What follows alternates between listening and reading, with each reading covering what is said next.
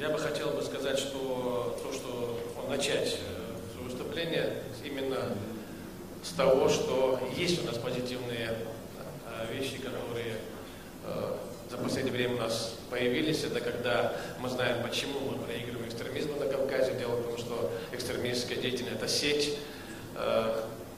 И в каждой республике, кстати, уже за последние 2 года они поменяли стратегии, методы борьбы. Так что это сеть, конечно, которая связана, но она и сама по себе отдельно. Что же мы, общество, можем ему противопоставить? И есть ли такие механизмы, отработаны ли они, позитивные ли они или нет? Вот я бы хотел остановиться на этом. Примеры, которые я хочу привести, пример, это когда сети противостоит сети.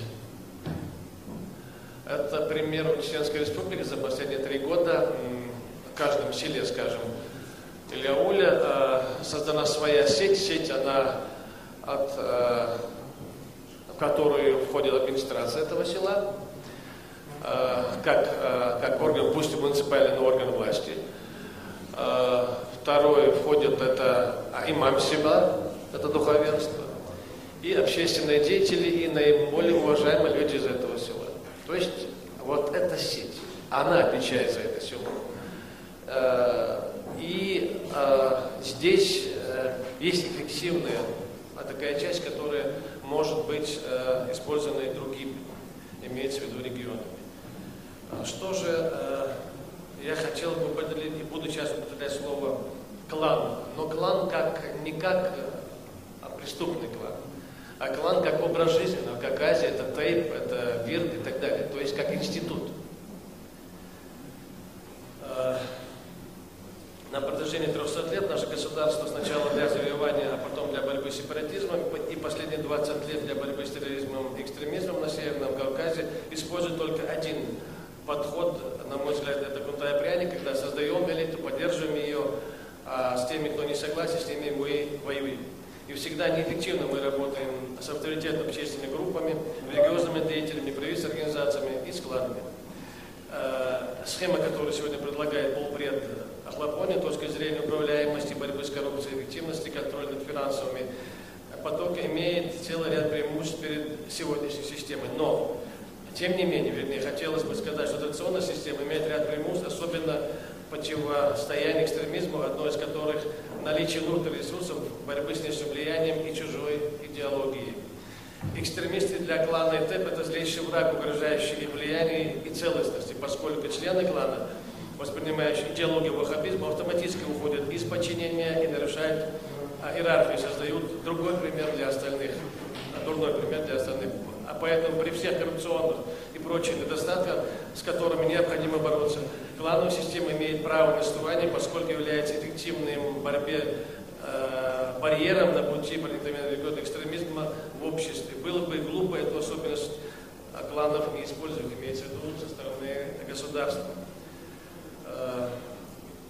Следующее важное направление была это поддержка институтов традиционного ислама на Северном Кавказе, имеется в виду не попытка создать контролирующий орган в Москве, а необходимо тесное взаимодействие с духовным управлением авторитетными муфтиями, скажем, как на федеральном, как и на уровне. Это взаимодействие должно выливаться в бесконечное обсуждение.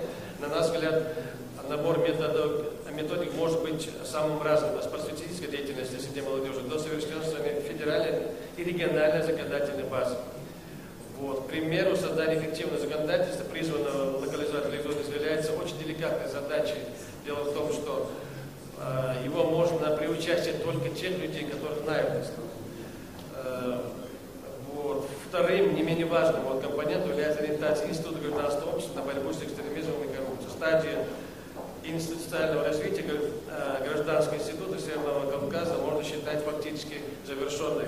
На сегодняшний день региональная организация в определенной степени испытывает кризис специализации, поскольку имея достаточно возможностей и находясь в условиях достаточно жесткой конкуренции, вынуждены ориентировать свою деятельность на существование программы финансирования, которые не всегда успевают реагировать на появление тех или иных приоритетных проблем в регионе.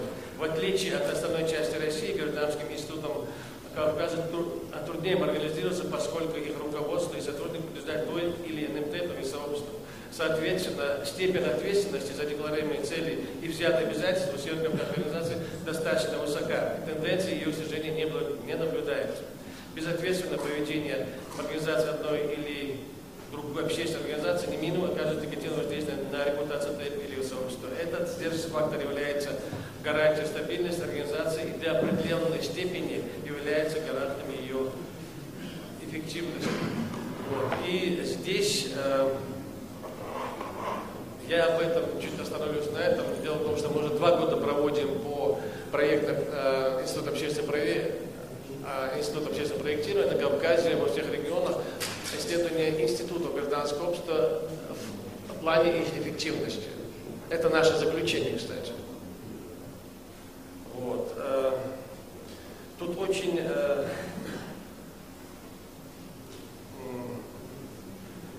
я хотел бы сейчас остановиться на вещах, которые уже были сказаны. Что касается лаборатории, была такая договоренность, не соврать, что Чеченская республика выделяет землю и здания, федеральное правительство дает добро, а Совет Европы или Еврокомиссия дают часть денег. То есть Чеченская республика свой вклад внесла, она свои обязательства выполнила.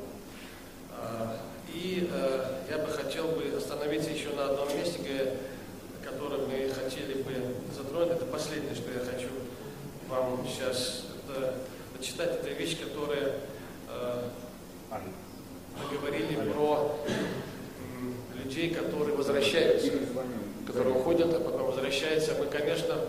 Мы знаем, что война – это вещь жестокая, и там нет моральных, этических норм или правил, но войны заканчиваются, а методы войны, они остаются, потому что остаются, наверное, частенько люди от войны, они другого ничего не умеют, и очень трудно адаптировать этих людей. Наше государство не пошло на то, что было сделано, если помните, в Иране, когда после революции Айталла Хаминей собрал всех абсолютно лидеров и военачальников и спросил их: вы воевали ради Аллаха? И ответили: да, ради народа, да, до пути джихада, да, и всех расстрелял. Всех абсолютно. Дело в том, что в мирное время это может быть, но наше государство пошло, да, по другому пути. Мы, если помните, 2000-2001 год, когда уже в горах уже начали делиться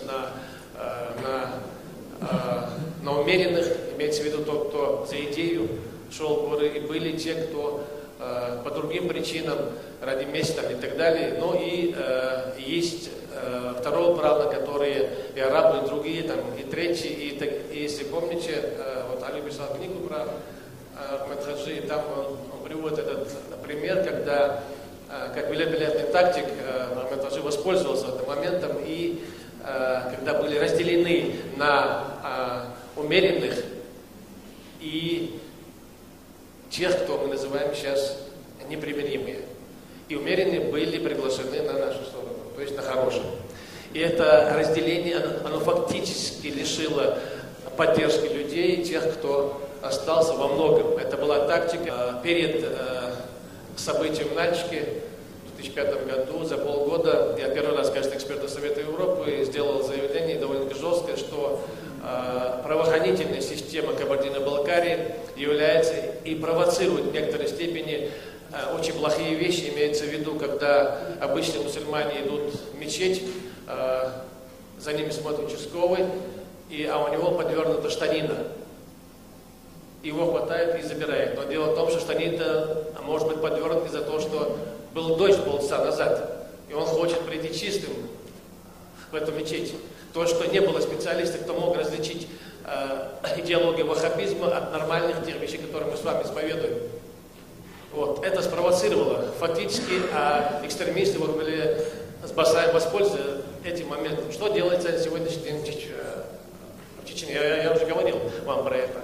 Есть в каждом селе обязательно и участковый, который он проходит подготовку, он знает, в чем суть традиционного ислама, он знает, в чем суть от того, что мы называем ваххабизм. То есть схвататься за непримиримые вещи, он уже не может. То это создает определенная сеть, которая в этом деле помогает.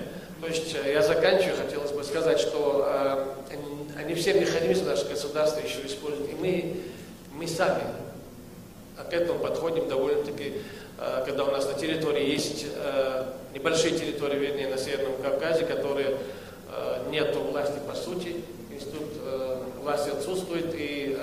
А почему отсутствует? Дело в том, что люди приходят, где они могут найти ответ независимого суда. Нет. Там второго нет, там третьего нет. А тут находят люди, которые говорят, мы ответим на вопрос, у нас есть ответы.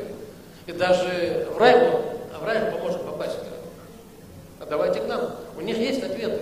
В отличие от нас с вами.